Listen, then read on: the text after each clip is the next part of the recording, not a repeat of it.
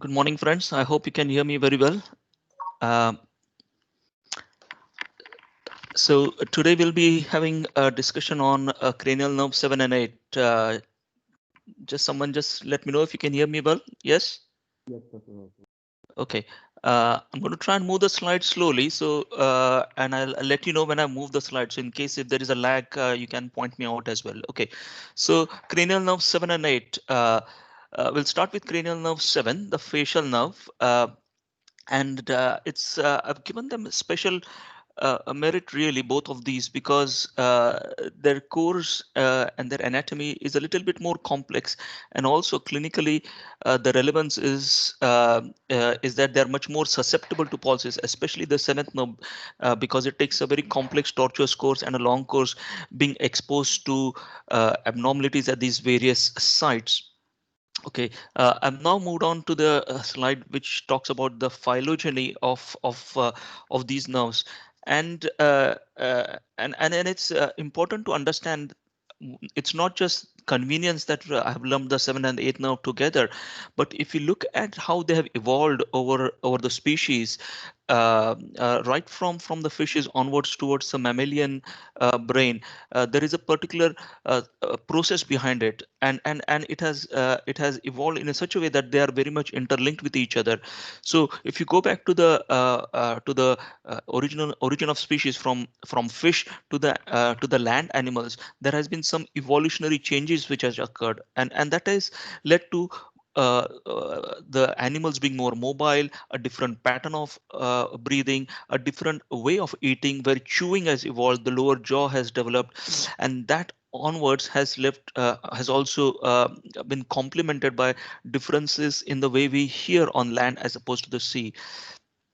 And these differences are very much so because of the way the jaw has evolved, and initially the functions of these gills which has evolved into the jaw was purely for breathing purposes, but then later on they evolved and devolved in fact into a dual role, one where they evolved into the mandibular structure and associated muscles, and hence that was more so developed towards a function of eating and chewing, and along with that a separate system from the gills themselves evolved into the breathing apparatus, of which ear is a outgrowth, as we know. So it's like a side arm from the breathing apparatus. And these changes that have evolved over millennia has changed the way the face structure skeleton has developed, and that's very essential to know because the facial skeleton is innervated by the facial nerve, and hence understanding this complexity of the facial nerve, which starts from the brainstem and has takes this very unusual course through the petrous bone itself, the hearing apparatus closely linked to it, and then finally onto the facial skeleton. Even the uh, lower invertebrates themselves also have the facial nerve, but the way it has evolved into the humans and earlier primates, because we have got much more evolved facial function in terms of conveying the emotions or around our faces, that has led to the evolution of this facial nerve much more further on. So this was a bit of phylogeny, but now let's look at the ontogeny, as in what actually happens in embryogenesis. So we have looked some of these in the past when we talked about the embryology of during our embryology discussion. Sorry, I've lost my cursor. Here we go. So we talked about the pharyngeal arches, and the facial nerve itself is the second pharyngeal arch derivative, and it is very closely linked to the developing rhombencephalon. And rhombencephalon, we talked briefly about it in our embryology when we talked about the various rhombomeres, which are the segments within the developing hindbrain, the rhombencephalon. And it is the rhombomere 4 and 5 and 6 that are very crucially linked together to the development of the seventh and the eighth nerve. And their derivatives, as you can see over here, highlighted with the pink uh, color over there. Not only are they the facial muscles that we know, but also these vestigial, not vestigial, these bones, the stapes and the lesser cornu as well. So the entire facial musculature is a derivative of the second pharyngeal arch, as well as some of the middle ear structures too. Okay, so in terms of the function of the facial nerve, so this is kind of a background to the facial nerve, but what function does it subserve? Okay, the first principal one, and I've divided them into these four. So the top two are basically are efferent functions, okay, and the bottom two are afferent functions. So sensory and motor. Motor, we know the branchiomotor function, which is basically innervation of the muscles of facial expression, and all of those muscles, and we have to remember all of these other muscles as well, which are also the derivatives of the second branchial arch. The second efferent function is a more of a visceral efferent function, i.e. it is a secretomotor function which is linked to its parasympathetic fibers. So the facial nerve itself is kind of a conduit. It acts as a relay because these parasympathetic fibers kind of a hitch a ride onto them because they're derived from a separate nucleus. The facial motor nucleus is different, and the parasympathetic nucleus, secretomotor nucleus, is different. But the fibers of these, they hitch a ride onto the motor nucleus, and then they supply the secretomotor fibers to the lacrimal gland, but also to the chorda tympani and the greater petrosal nerve. And then we have the general somatic afferent, as in the pain, temperature, touch sensations from the ear, and this is just the general somatic. And of course we have got a very special specific visceral afferent which conveys the tongue, the taste sensation from the anterior two-thirds of the tongue. So these are kind of the functions, if you like, of the facial nerve. But it's important to realize that these various nerve fibers within the facial nerve have their own individual nuclei within the brainstem, and they come along together in what we see as a facial nerve. But that facial nerve itself has these four different origins, if you like. Okay, so before I go down the route of actually looking at the facial nerve anatomy, let's just revise some of our concept of what is a upper motor neuron and lower motor neuron. And again, some of this we have discussed when we looked at the organization of the brain, the central nervous system itself. But it is ever so important when we are looking at the facial nerve palsy. And for a clinician, you will immediately recognize what is a lower motor palsy, what is a upper motor palsy, because of the way the facial nerves are paralyzed. So we know when the upper half of the brain is spared, it is very likely to be upper motor neuron palsy. Whilst if the entire face is affected, it is going to be a lower motor neuron palsy. So the neurons, the upper motor neurons located within the primary motor cortex, and we look at that in the next slide, and they descend down along the cortico-nuclear tracks via the internal capsule into the mesencephalon, into the pons, and decussate to the opposite side. And the nucleus itself is innervated, you can see, from both sides, especially in the posterior aspect, this dorsal aspect of the nucleus. And this dorsal aspect of the nucleus has innervation to the upper half and the lower half, whilst the lower aspect of the nucleus itself is controlled only from the contralateral side, and that controls the lower half of the face. And that explains why if you have got a supranuclear palsy anywhere all the way from the cortex up to these fibers within the mesencephalon descending towards the nucleus, you're going to get paralysis only of the lower half, because the top half of the face is still going to be supplied by the ipsilateral hemisphere, and so on and so forth. So this is kind of a concept to understand about the lower motor neuron and upper motor neuron palsy. And this is just to show you the diagrammatic representation, and we have looked at the homunculus here, how the human brain in the coronal section, and the representation of the human body with the feet in the medial aspect of it, and the thumb getting a very big hand, and the thumb getting a very disproportionate amount of representation, and also the face getting a substantial representation. And you can see, whilst this is sort of the parasagittal cortex of the frontal lobe, as we descend down laterally along this slope, the face is somewhere closer to the middle and the inferior frontal lobe gyrus, and that is what we are seeing over here in this patient with this infarction in the in the inferior aspect of the posterior frontal lobe, but also extending into some of the temporal lobe across the operculum over here. And this is another patient with the infarction in the area in the area which would give rise to the facial palsy. So as I said, the cortex is the superior is where the nucleus resides, and then we get the fibers from the cortex which descend down. So these are the projection fibers which are descending down along the corticonuclear tracts. So these projection fibers are either corticonuclear, which go towards the nuclei within the brainstem, or you have got a corticospinal tracts, which will descend down and then cross over in the pyramids and go down to the spinal cord. So the decussation of the corticonuclear tracts occurs within the level of the nucleus. So if the nucleus is located within the pons, that's where you will get the decussation. And that's what we are seeing over here on this diffusion map, which just to depict the corticonuclear and the corticospinal tracts. And it's important to understand that these tracks descend down a very concentrated route, a very narrow route, which is the internal capsule, which is here in a diagrammatic representation.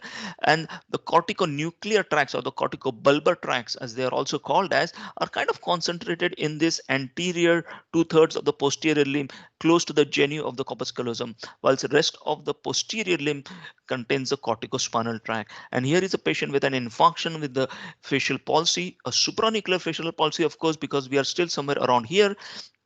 And that would explain how this diffusion weighted sequence showing diffusion restriction consistent with infarction in kind of this part of the corticobulbar tracts. And then we come down to the level of the pons, and this is again to show these the same corticospinal tracts which are descending down, but the corticonuclear tracts are going to decussate at the level of the nucleus itself, and this is coming down to the level of the nucleus. And we have looked at this many times now in our discussions of the brainstem anatomy, in the discussions of the posterior fossa anatomy, and this is the typical appearance in the floor of the pons. This is an axial T2 sequence over here. You can see the typical appearance produced by the bulge of the facial nerve fibers. So the facial nerve fibers produce a characteristic bulb as they go back and then turn on themselves and then go forward, producing this what we call as facial colliculus, which is distinct from the superior and the inferior colliculus located in the midbrain. So this is at the level of pons with the midline segment and the distinct bulge produced by this facial nerve as they go around this abducens nerve nucleus, which we have looked at in our previous lecture. And then the facial nerve comes out. So the facial nerve has got quite a long course even inside the brainstem itself, and can be involved in these kind of a infarcts involving the basilar artery perforators. You can see the perforator, which typically has a more broader involvement anteriorly and kind of tapers down as you go more posteriorly. And here you can see the facial colliculus itself is involved, which would explain why this patient is very likely to have a lower motor neuron type of a palsy, which will involve the entire face.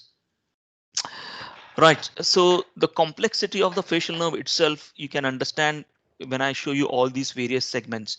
And it's important when you are evaluating a patient with facial nerve palsy, and this is not just for not just to depict the anatomy, but it's important clinically as well, because your clinical pointers of ear pain or ear discharge, or your clinical pointers of a parotid lump, or your clinical pointers of whether taste is preserved or not, is going to guide us towards where I am going to locate these various segments of the facial nerve involvement.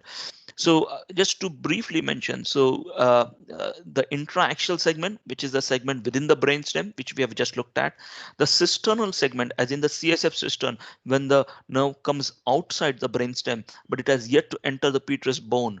Then we come into the canalicular segment, which is within the internal auditory canal. Then we come into the labyrinthine segment, where it kind of courses just over the bony labyrinth between the cochlea and vestibule. And then comes the tympanic segment, where it uh, turns back on itself and goes through the tympanic or the middle ear cavity. Then it passes through the posterior wall of that middle ear cavity in the petrous bone, called as a mastoid segment, as it comes out of the stylomastoid foramen into the parotid gland, and that's the extracranial segment. And we'll try and understand the anatomy of these various segments. And I've just shown this sort of more of a pictorial a diagrammatic representation, if you like. This is the cranial nerve 5, this is the cranial nerve 7. But immediately you can see the cranial nerve 7 itself has got all these various nuclei. You've got the motor nucleus, which is the principal nucleus of the muscles of facial expression. Then you have got the nucleus solitarius, which is basically for the taste, and very adjacent to that is the sensory nucleus, which is for the sensation from the tongue. And these fibers, all of these fibers join up together into the nervous intermediates. So the nervous intermediates itself is the sensory root of the facial nerve, and right at the top is the superior salivatory nucleus, which is the principal parasympathetic outflow which flows through the facial nerve itself, but its nucleus is separate. It is just using the facial nerve as a as a package that it can join along to along its root. And this root and this facial nerve, as you can see, come closely together, first of all in the internal auditory canal, and we'll look at that in a minute. Then they are very closely linked here in the geniculate ganglion, and we'll talk about that a bit later on. And via the geniculate ganglion, then they go onwards to the various bits, including the secretomotor fibers, including the facial nerve fibers going to the facial nerves, and also including to the various ganglia and the tongue sensation. So let's look at this anatomy in a little bit more detail. Hopefully you're seeing the slide which talks about the nucleus now of the facial nerve. That's the title of the slide. If not, then someone just let me know, but that's the slide we are on now.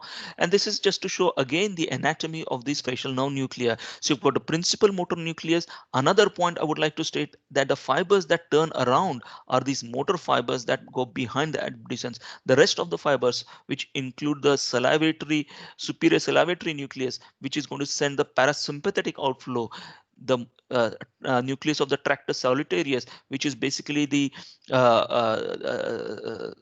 ones which will transmit the cauda tympani, which is basically the sense of special sense of taste from the tongue, and this spinal tract of the trigeminal nerve nucleus, which will control the fibers coming from the general somatic afferent, which is basically the sensation from the pinna.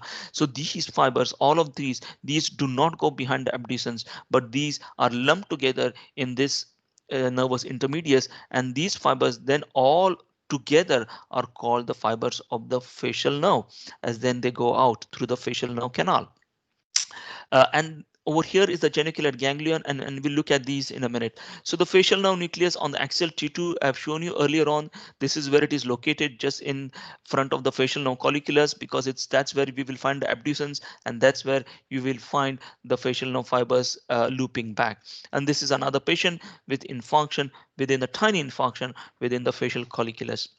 And again, to show you this same picture that I've shown you, this facial nerve exits out from the brainstem roundabout at the pontomesencephalic junction, the junction between the pons and sorry, not mesencephalic, medullary, pontomedullary junction, pons and the medulla. And again, to show you these various nuclei that give rise to the fibers that go along with the facial nerve, as we know. And this is again just to show you the cisternal portion. So that's the next bit of the anatomy we're going to look at. We have seen the cranial nerve nuclei, where they are located.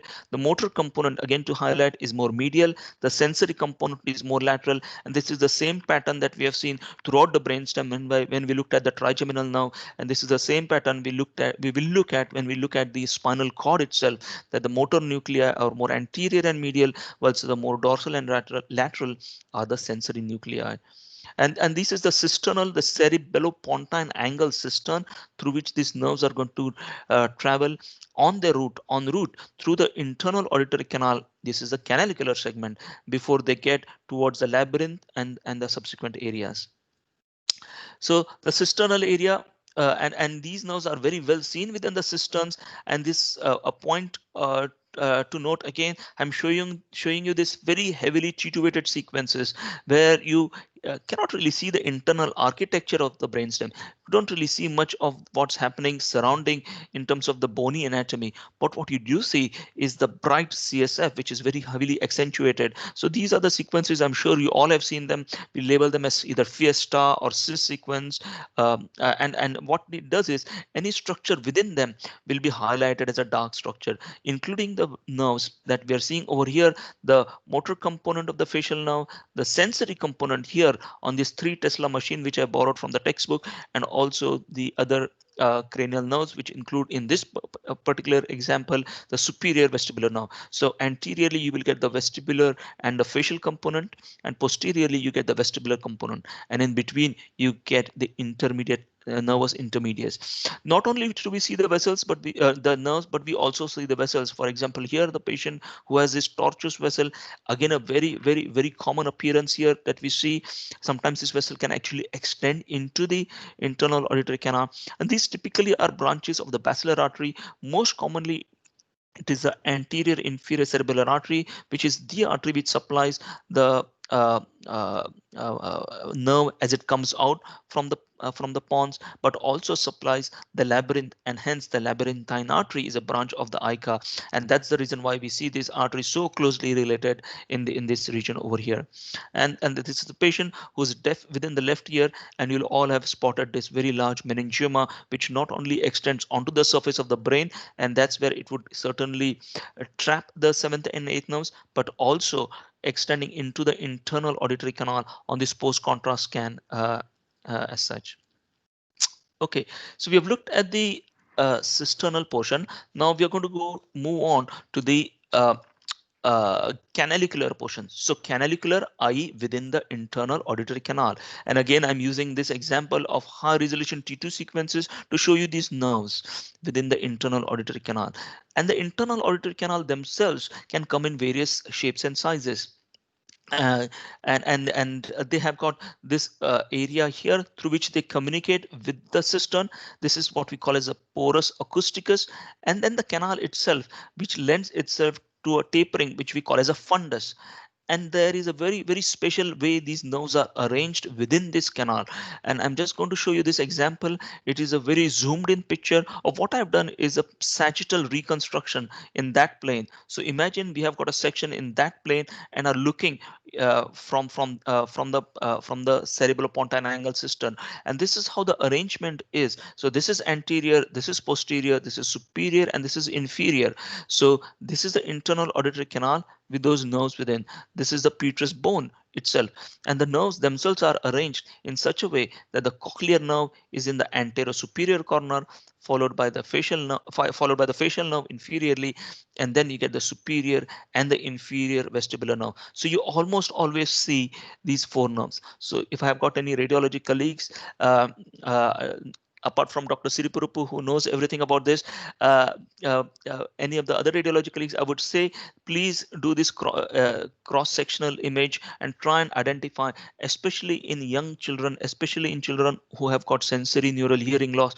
You should try and look at these four nerves themselves.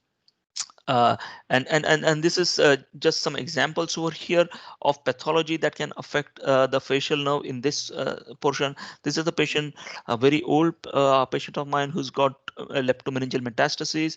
I'm not sure it projects well, but there is basically signal change on this post-contrast sequence on the surface of the brainstem. So this is the leptomeningeal disease, but also extending into the internal auditory canal. So this is leptomeningeal disease in the patient who's got bilateral facial palsy because of metastases. And this is a patient who has this abnormal enhancement within the fundus. So we talked about the internal auditory canal over here. This is the internal auditory canal. This is a porus acousticus via which it communicates with the CSF space, cerebellopontine angle cistern.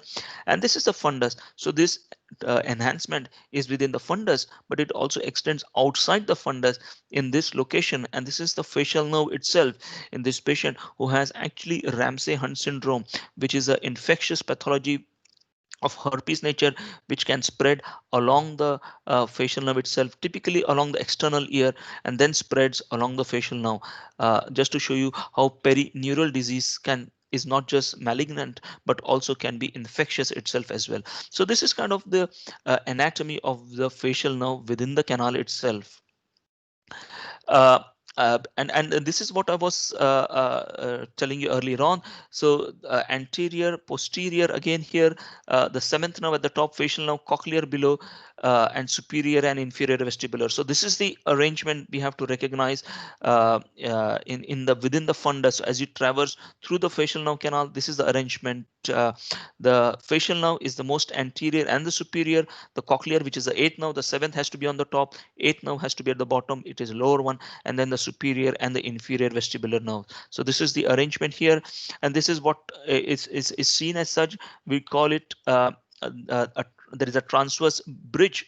So if you look at the fundus of the internal auditory canal over here, this is the fundus as if you're looking from the porous side, and there is a transverse crest of bone called as crista falciformis, and in the midline, in the superior aspect, there is another ridge of bone called as a Bill's bar, which separates the facial nerve, which is here, from the superior vestibular nerve, and then you have inferiorly the cochlea and the inferior vestibular.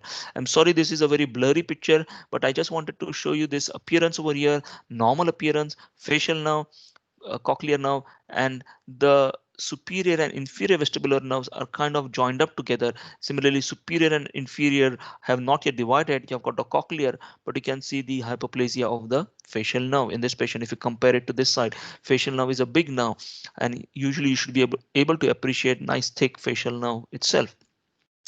Okay, so we have now proceeded from the nucleus through the cistern, through the canal. Now we are going to go into more critical areas which are associated with the ear itself.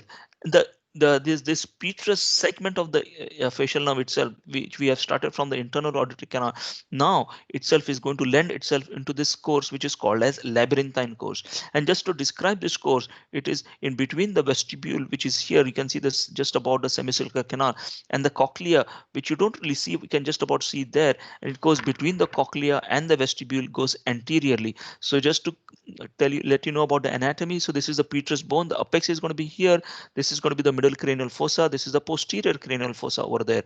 So this is along the anterior aspect of the petrous ridge. This is a posterior aspect of the petrous ridge, and this is the middle ear cavity itself with the ossicles within it. So on this CT scan, so you can see, to identify this intricate anatomy of the facial nerve is a little bit difficult on MR scan, but on a CT scan, which is much higher resolution and better contrast because of the presence of air and the bones, you can actually see the facial nerve canal as it goes anteriorly, and at this point on the petrous ridge, it's going to go back on itself, and as it turns back, it is called as the tympanic segment, which you can see over here, which is continued back with these double arrows. This is the tympanic segment of the facial nerve, and this point where it turns back, which is called as a genu of the facial nerve, the first genu, is located a ganglion, and that's where the geniculate ganglion is located, and we'll look at that anatomy in a bit detail later on.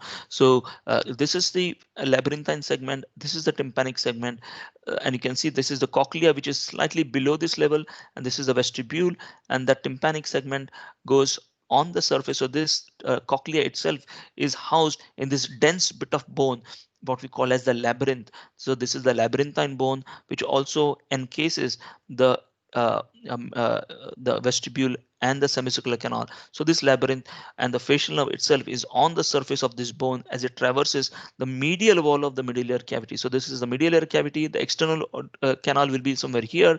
These are the ossicles here. So this is the medial wall of the middle ear cavity, and that's the course this facial nerve takes. So that is the labyrinthine course and the tympanic course of the facial nerve. And just to show you the some pathology in that location over here, this is a patient with facial palsy, and they have this enhancement. You can see again internal auditory canal. This is the labyrinthine course, and this is the tympanic course as it goes back on itself. This is a patient with a Bell's palsy. Well, this is another patient. You can see that enhancing nodule over here within the fundus, and again that characteristic V-shaped appearance, or some people also call it as a hockey stick appearance of the facial nerve itself.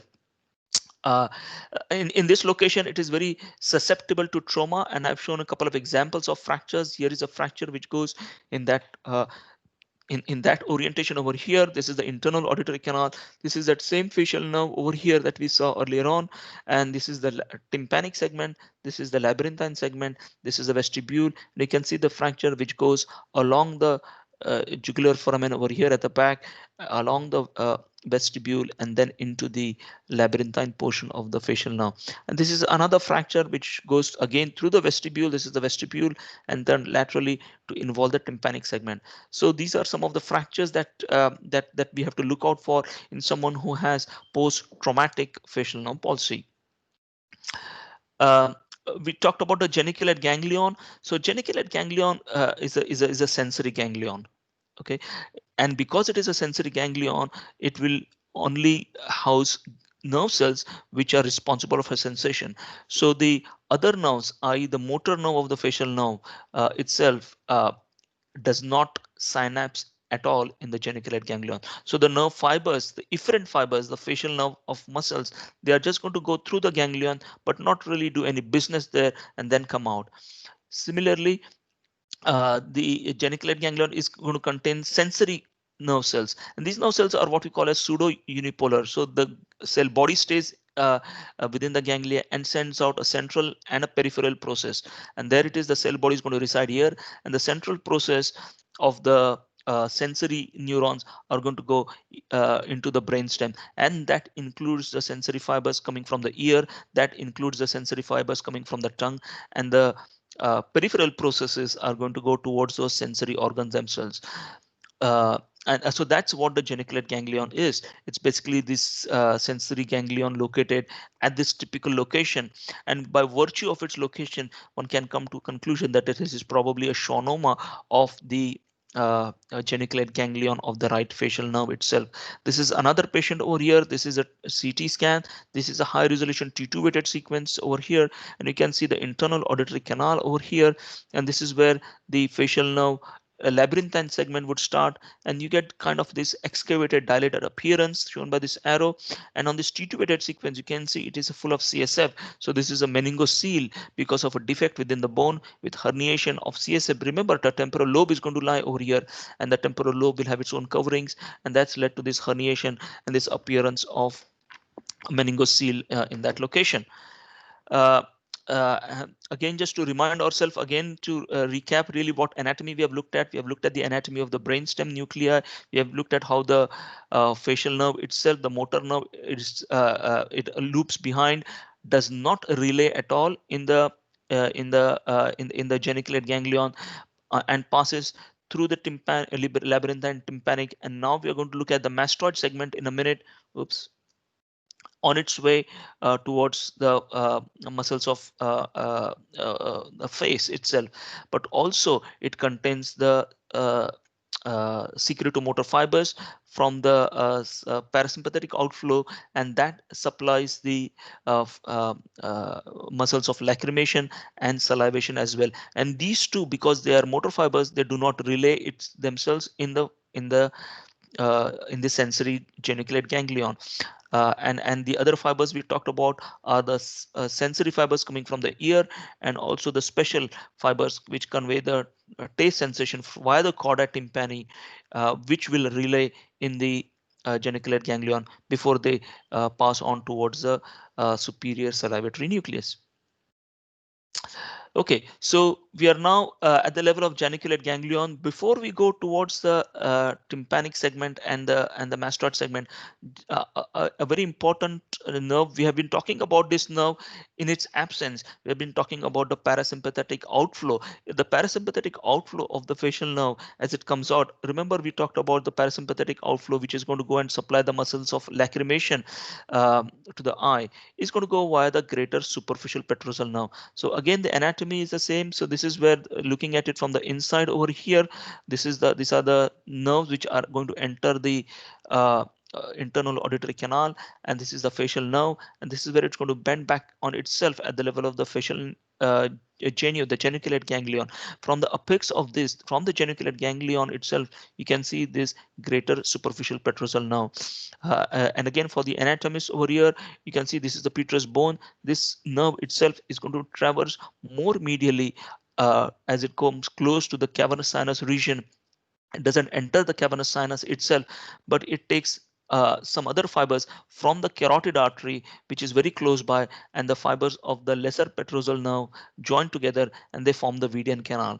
Just to show you what it looks like on CT scan, this is a CT scan. So again, remember the labyrinthine course, the tympanic course, the geniculate ganglion, which is going to be here, and this is just the start of the greater petrosal nerve itself. And this greater petrosal nerve comes anteriorly. It runs on either side of the sphenoid sinus, and this is just to show you a parasagittal image. This is where the median nerve or the petrosal nerve itself, it is called when these the greater and the lesser join up together, and they go into this special area what we call as a pterygopalatine fossa. And from here, one fiber goes into the orbit and supplies the lacrimal gland itself. And this is that same median canal over here, which contains the median nerve, which is formed by the superficial greater and the lesser nerves. And why do we need to know all this anatomy? Is it just because it's nice to know? Is it good to show in slides?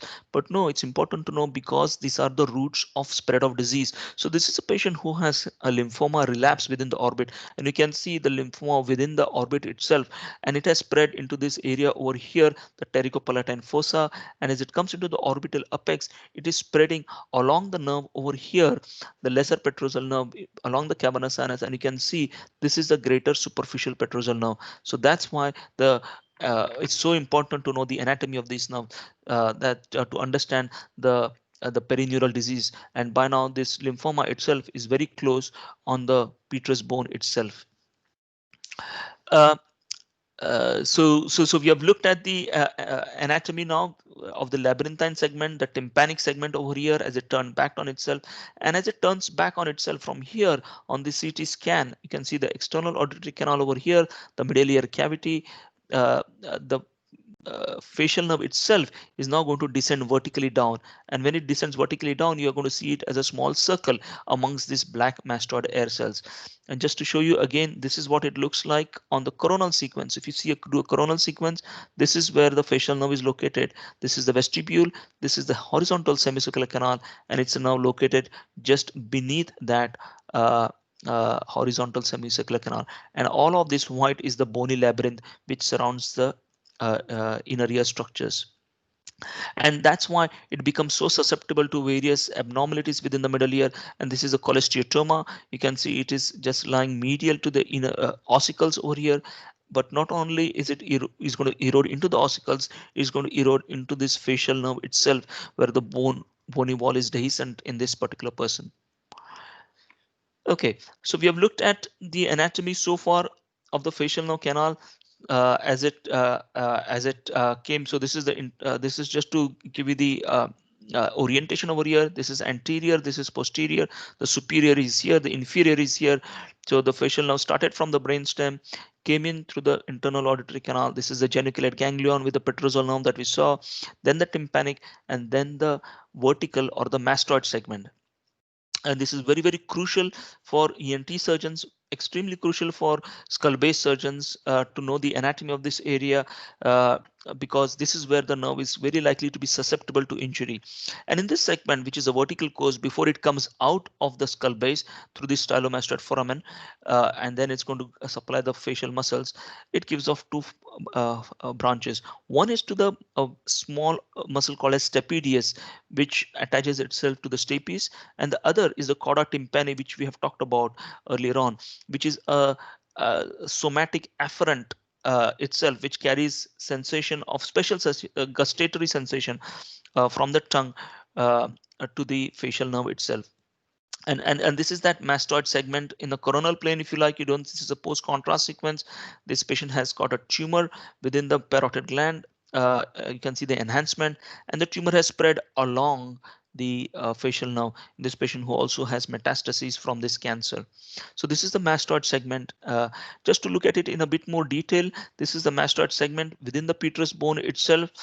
And that's the muscle, the stapedius muscle that I was talking about. So the stapedius itself attaches itself to stapes, which is part of the ossicles, and it dampens the movement of the stapes. And a small muscle, very crucial muscle, which protects our ear, and the facial nerve itself can supplies this stapedius muscle, very crucial. And in damage to this nerve can result in hyperacusis. And this is just a transverse section, if you like, that I've taken at that level. I've turned it around so that you can appreciate the anatomy in this plane, looking at it. So we are looking, imagine we are on top of the middle ear now, and looking on it. This is the right side, this is the left side. You can see the facial nerve canal over here, the facial nerve itself descending down. This is the stapedius muscle, which comes from this bony projection attaching itself to the neck of the stapes. And if you can just bear with me, this is the same picture over here. You can see the stapes over here. This is that stapes. You can see the facial nerve canal I have shown by the arrow, which is here the facial nerve in the mastoid, in the mastoid segment. The stapes muscle we can't see over here because it is very small muscle, but you can see in this patient who's got actually calcification within that stapedius muscle, and explaining why as we get older our hearing also is suboptimal. Not just the inner ear mechanisms fail, but also our conductive mechanisms start to fail. And again, to show you the mastoid segment, which is vertical over here, and this is an oblique reconstruction which I've done to show you the course of the facial nerve through the middle ear and then descending down as it comes out into the skull base.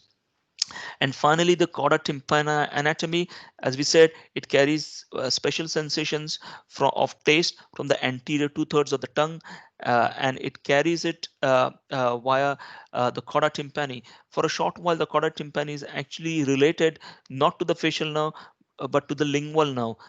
That's how the nerve is. It's not a standalone nerve by itself, but it hitches right onto the lingual nerve, which we know is a branch of the mandibular nerve, which we have looked at in our previous lecture. And as it comes closer to the skull base, it separates from it and joins the facial nerve itself. And this is just to show you that anatomy. So this is the facial nerve that we saw, the mastoid segment, and you can see this small linear groove over here. This is the chorda tympani, which then traverses through the middle ear. So this is the chorda tympani, which traverses through the middle ear and comes out of the middle ear. And as it comes out, then it joins up the lingual nerve of the, which is a branch of the mandibular division. So this is the chorda tympani itself. As it traverses the, remember, it's going to start from the tongue over here, it's going to traverse along the lingual nerve, traverses on the anterior wall of the middle ear cavity, the anterior tympanic fissure comes into the middle ear cavity as I've shown over here, and then it comes back on itself and then joins the facial nerve somewhere lower down, and then carries on, and then the fibers then carry on superiorly towards the brainstem via the facial nerve. So this is the chorda tympani nerve anatomy. Uh, let's look at the extracranial facial nerve now. So imaging wise, we have got very little to offer when we talk about extracranial facial nerve, but it's important to realize one concept is that it is very closely related to the parotid gland. As soon as it has come out through the stylomastoid foramen, and this is just a course of the facial nerve in the mastoid, and this is a high resolution double inversion recovery sequence over here, which shows the facial nerve itself within the parotid gland. The fat within the parotid gland has been suppressed, and this is the facial nerve itself over there, and this is that course. And the facial nerve itself is used to demarcate the superficial from the deep lobe of the gland. And in this course as well, it can develop tumors, and this is a patient who's got a schwannoma of the facial nerve in its extracranial portion. Okay, so that was kind of a tour through the facial nerve. We have got about 15-20 minutes to look at the vestibulocochlear nerve. Okay, so the vestibular and cochlear nerve. So the vestibular nerve, of course, is responsible for the balance and also coordinate movements of our body and also of the eye, and the cochlear nerve, which is responsible for hearing. As you will have realized, I always like to talk a little bit about phylogeny. What is phylogeny? It's basically how we have evolved to where we are. I'm sorry for this very extremely busy slide, but what I'm trying to say over here is that uh, how human hearing has evolved right from earlier invertebrates coming on to the to where we are. And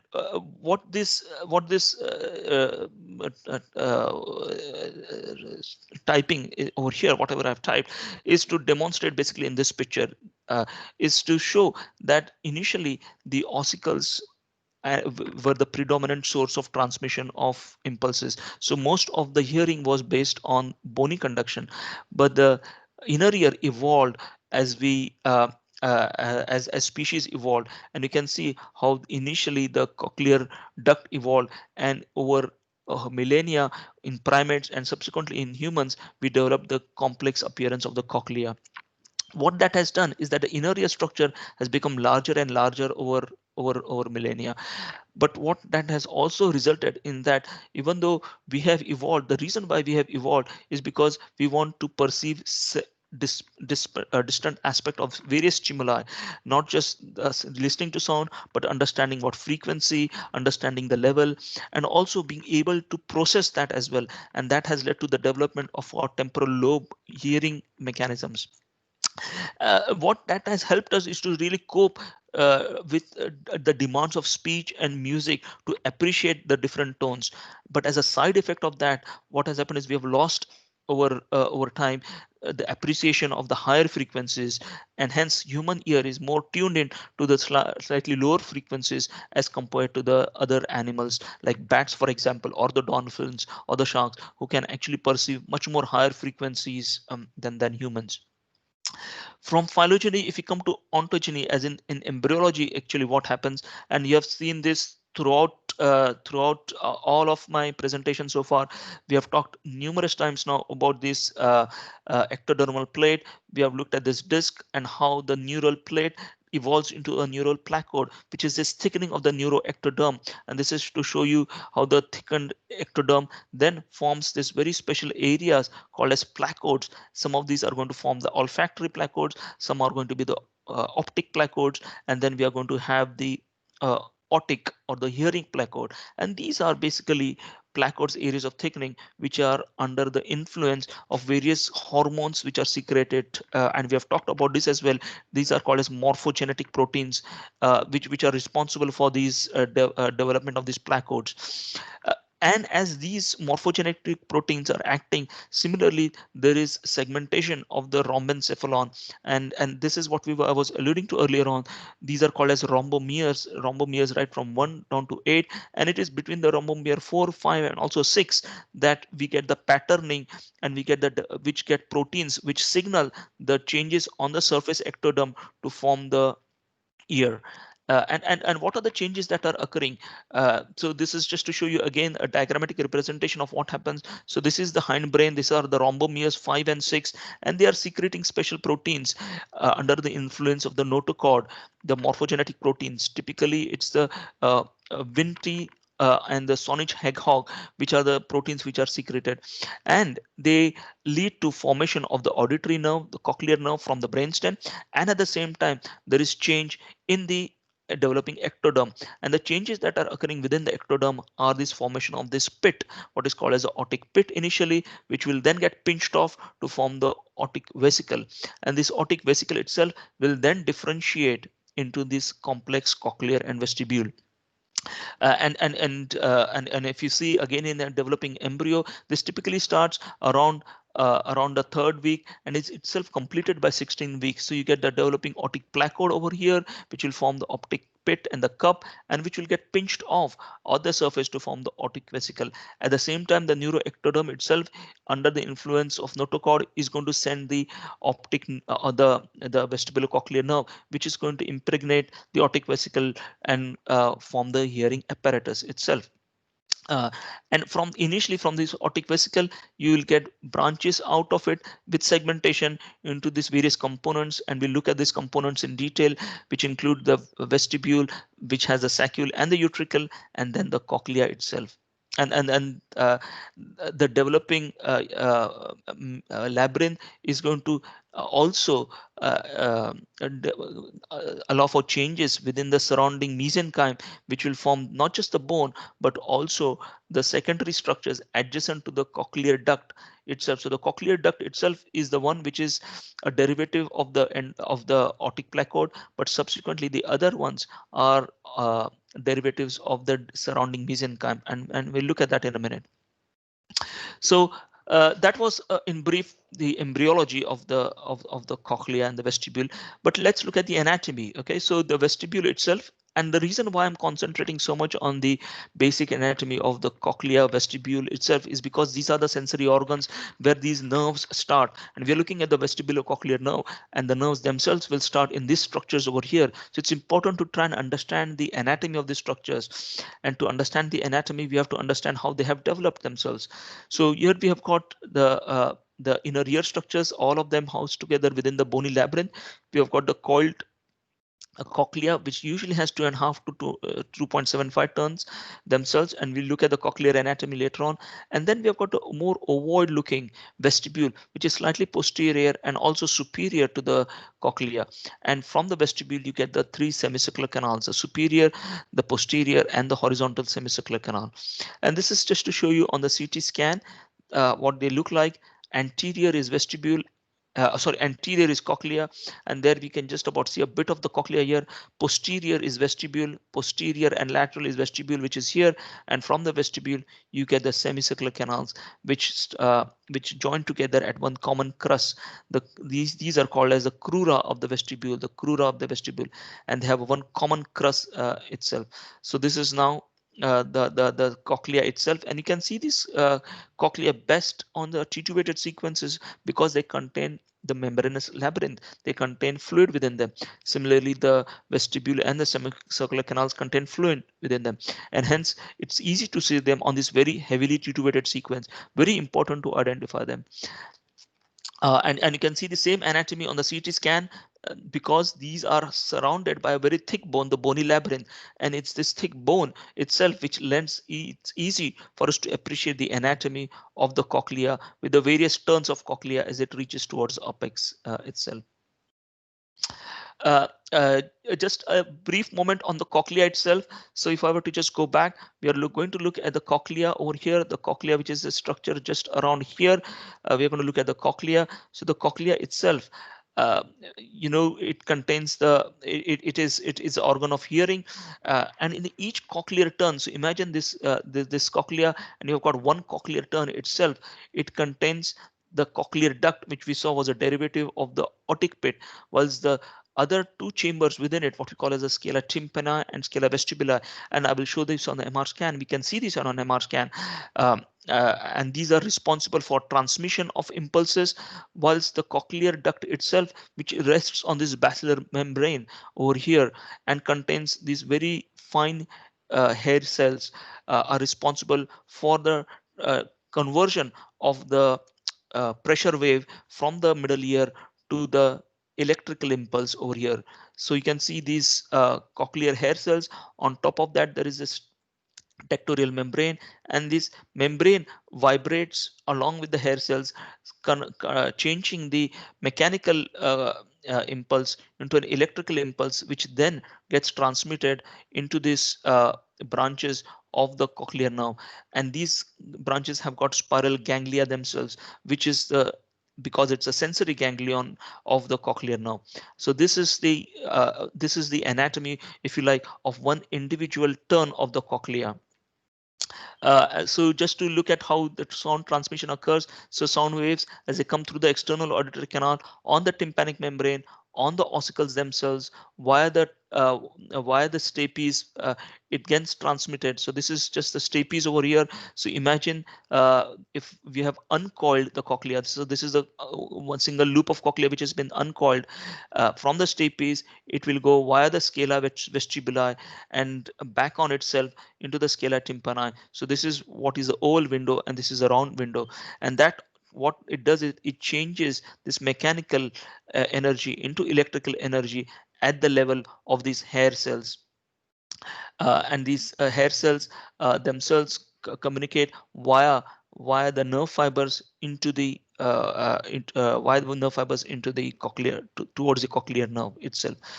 Uh, and this is just to show you what we see on our MR scan. So you can see this dark line, which is called as the spiral lamina itself, which is kind of a combination of all of these. We cannot resolve an MR scan yet, the cochlear duct, but what you can see is the scala vestibuli, which is on the superior aspect, and the scala tympani. And it's very important to identify these two scala. It's very important to identify the relative proportions of them. It's also important to ensure that we see the signal, bright T2 signal within the membranous labyrinth itself. And just to show you the anatomy over here, of course, these are the cranial nerves. You have now easily identified the cerebellopontine angle systems, the internal auditory canal, the cochlear nerve, which enters into the cochlea. And you tend to see this black area over here, which is right at the center, which is nothing but a piece of bone, which is called as a modulus, which is located in this location. And within that modulus, you get all the cochlear branches from various parts of the cochlea, which descend down, come down over here, and from then they traverse into the so over here from various bits of the cochlea you'll get the nerves which traverse within the modulus, which is this bit over here, and then the cochlear nerve itself towards this cerebellopontine angle system. And that's what I'm showing over here on a CT scan. This white bit is a modulus, which is going to contain all of these nerve fibers from the cochlear nerve, from these various components of the cochlea as it descends down towards the fundus. And this small area is called as a cochlear aperture. For the radiologists amongst us, very important when you're looking at patients with deafness to look at this cochlear aperture. Here is another patient. You can see the stenosis within the aperture. That means this patient will have a very small size of the cochlea itself. So this is just to show you the anatomy of the cochlea, the various turns of the cochlea, the modulus, and the various turns on the scale of the scala vestibula and tympana on the heavily titulated sequence.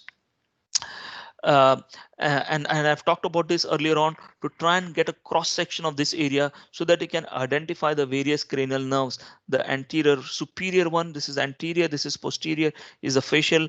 Then you get the cochlear here, and then the two vestibular, which usually are seen as more of a comma-shaped appearance, superior and inferior vestibular nerve.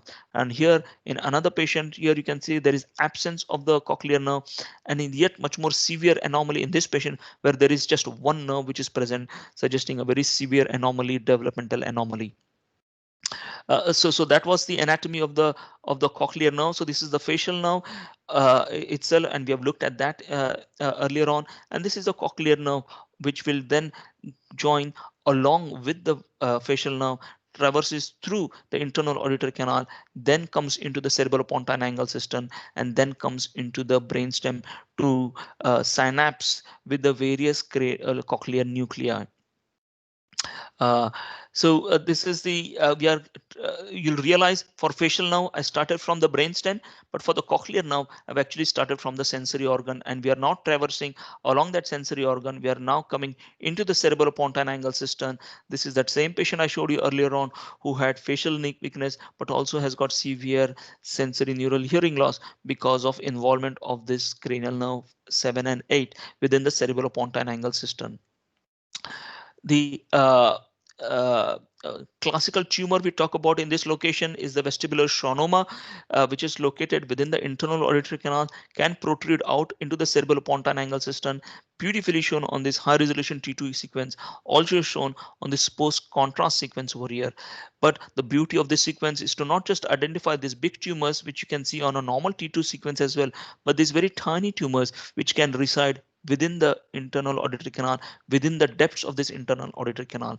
And it is thought that the schwannomas develop somewhere along this along the central processes of the vestibular nerve in a very small area called as the Obersteiner rightly shown, uh, uh, uh, which is residing within the internal auditory canal, and from there they can spread outside. Not only can you have schwannomas of the facial nerve, of the cochlear, of the vestibular nerve, but rarely you can get schwannomas also of the cochlear nerve.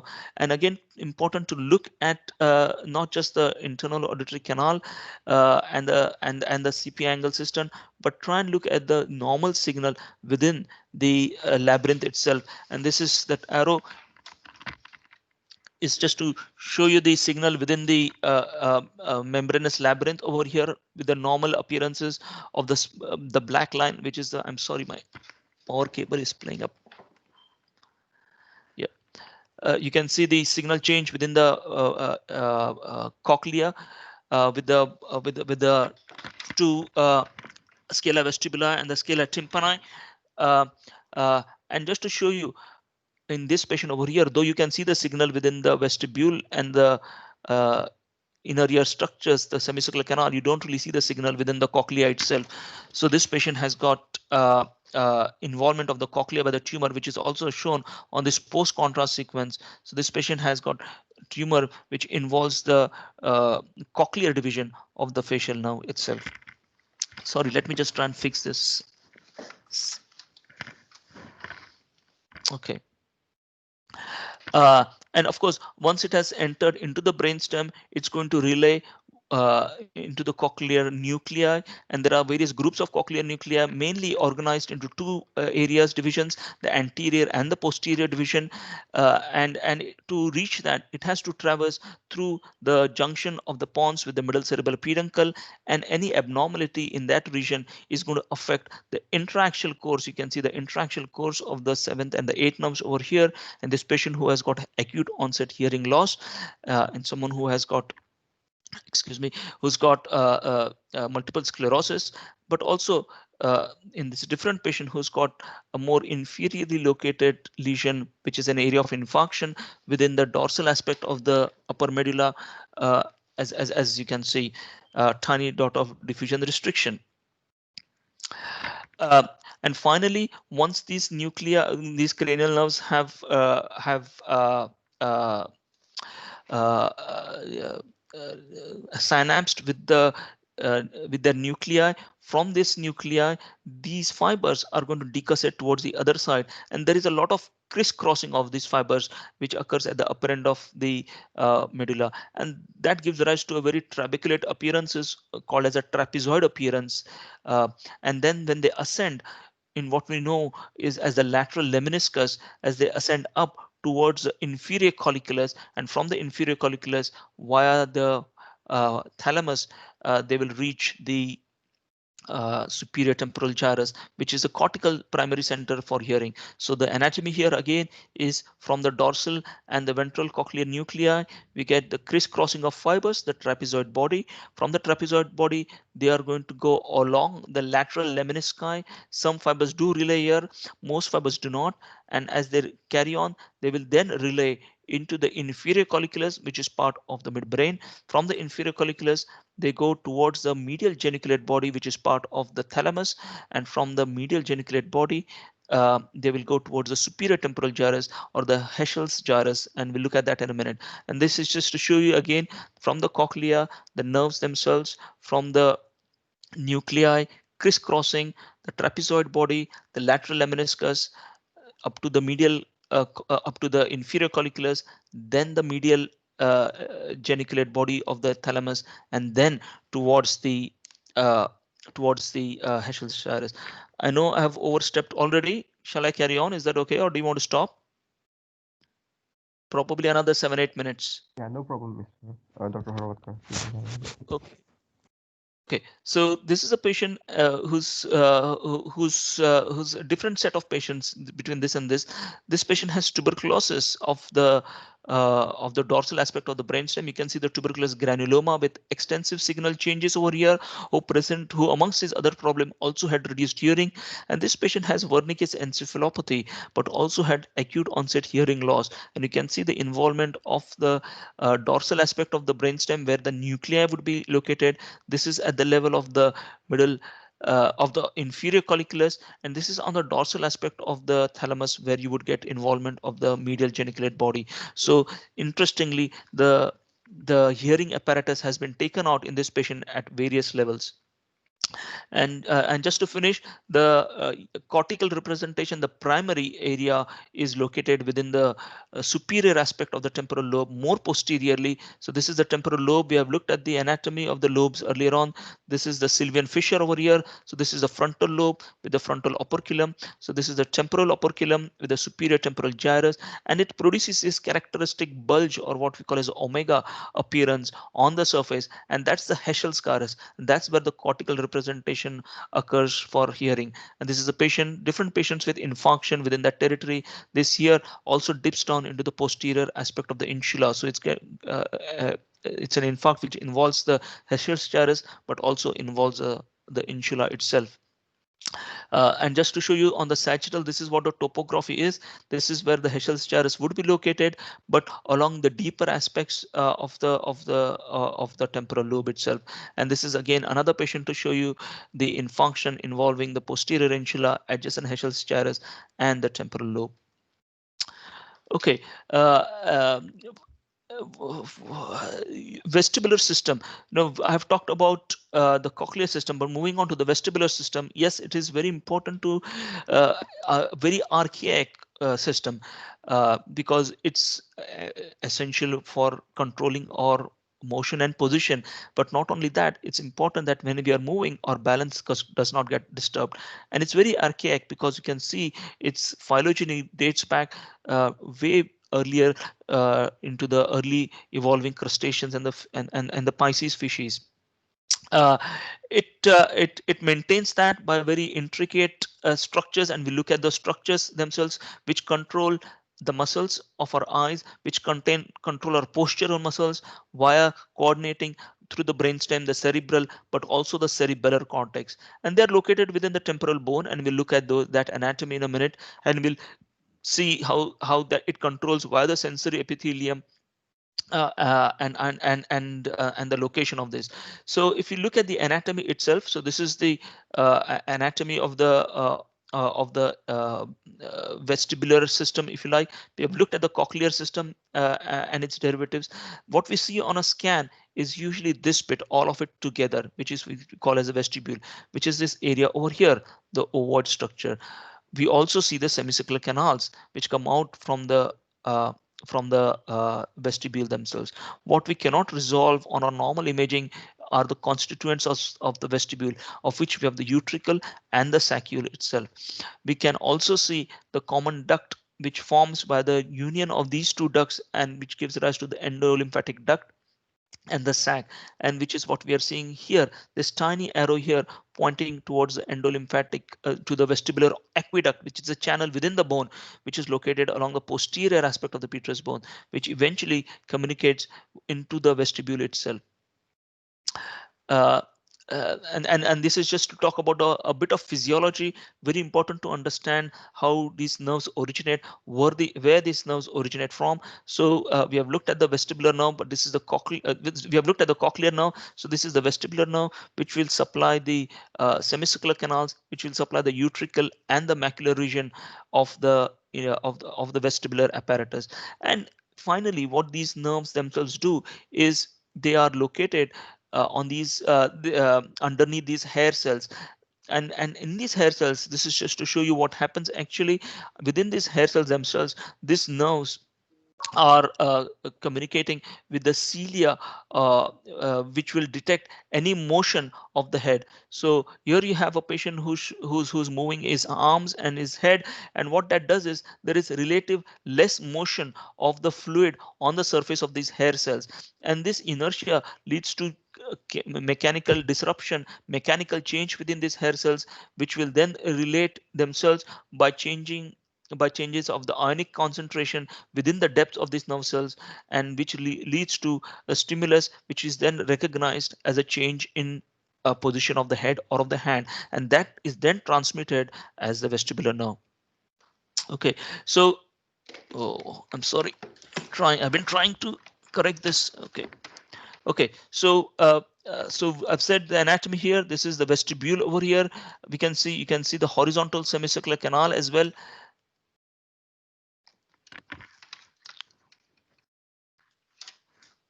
Okay, you got the horizontal semicircular canal, as you can see, and I've told you about the anatomy of the vestibular aqueduct,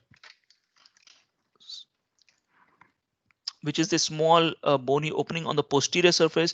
Very important for those who are evaluating uh, congenital deafness, because in some patients this can be very large and can be responsible, as in this patient, for congenital deafness. This is a patient with a high resolution T2. You can barely see any canal here at the back, but this is an abnormal enlargement of that same vestibular aqueduct, which is over here. Different patient, of course. You can see the semicircular canal size, and you can see the size of the vestibular aqueduct. Normally, these two should be similar, or certainly the vestibular aqueduct should be slightly smaller. But in this patient, you can see it has almost quadrupled in size. So this is an enlarged vestibular aqueduct. So very important to evaluate this when we are looking at patients with deafness. Again, just show you the anatomy over here, the vestibule and the vestibular aqueduct over here. Uh, we talked about looking at the signal within the cochlea, but also important to look at the normal signal, bright signal within the vestibule, within the semicircular canals. And this is a patient who has had infection within the uh, uh, uh, within the brain, meningitis as a young child, and you can see the normal signal within the cochlea and the vestibule and the semicircular canal. On this side, you can see that signal has been lost because this is now ossified and there is no fluid within that cochlea or the vestibule. And this is again to show you, normally you can see the vestibule very well here. This is a patient with labyrinthitis ossificans, where there is ossification of the bony labyrinth itself. uh,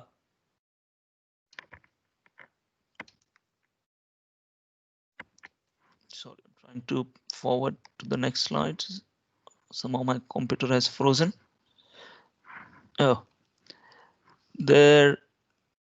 Oh, I beg your pardon. Yes. So there are about, yes.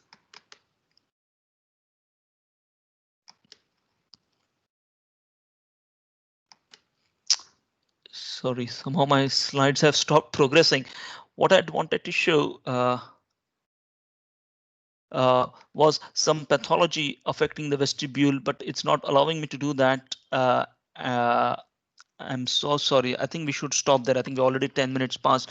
But the pathology basically talked about trauma and also the vestibular schwannoma, which we have already looked at. And finally, I wanted to end with explaining that all the other vestibular functions, we cannot look at them on imaging because the fibers are not, we cannot segment them. We cannot see them on imaging. Uh, but we'll stop there. I think we're already 10-11 minutes past. Thank you. Do we have any questions? Thanks, Dr. Herwadkar. We have one question. It's Yeah. one of our trainees, Mr. Hanan. Yeah. As usual, another 2d4s from you. And his question is if the endolymphatic sac communicates with the subarachnoid space.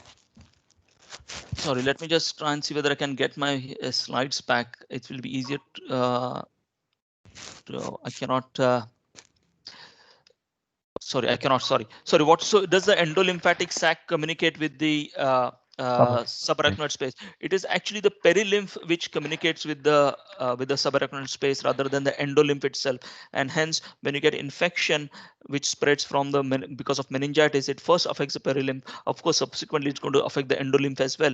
But it is typically the perilymph which communicates with the subarachnoid space. What happens? The endolymphatic duct and the sac, they will reside within the dural leaves, and that's what the anatomy I was going to show a bit later on, but I cannot show that.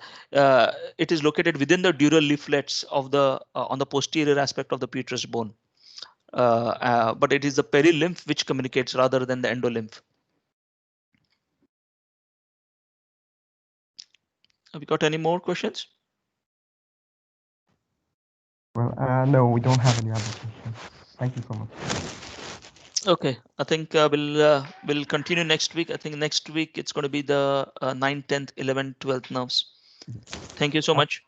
Dr. Herwadkar. Yeah. Just to continue with the same question. Yeah. If does the perilymph communicate via the cochlear aqueduct? So the cochlear aqueduct, I mean, I haven't shown you so the cochlear aqueduct is a different structure as compared to the cochlear duct. So the cochlear duct is what we talk about, the organ of Corti, which is within the cochlea itself and which contains endolymph, which is the only part which contains endolymph. but the cochlear aqueduct is actually a separate bony channel within the petrous bone below the internal auditory canal, which leads from the cerebellopontine angle cistern towards the cochlea itself, and that also contains perilymph. So both of those aqueducts contain perilymph. They do not contain the endolymph, but the cochlear duct itself, which is within the cochlea, contains endolymph.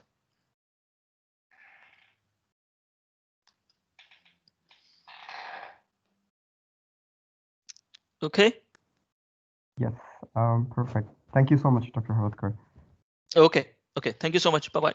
All right. And thanks everyone for joining. We'll see you next week.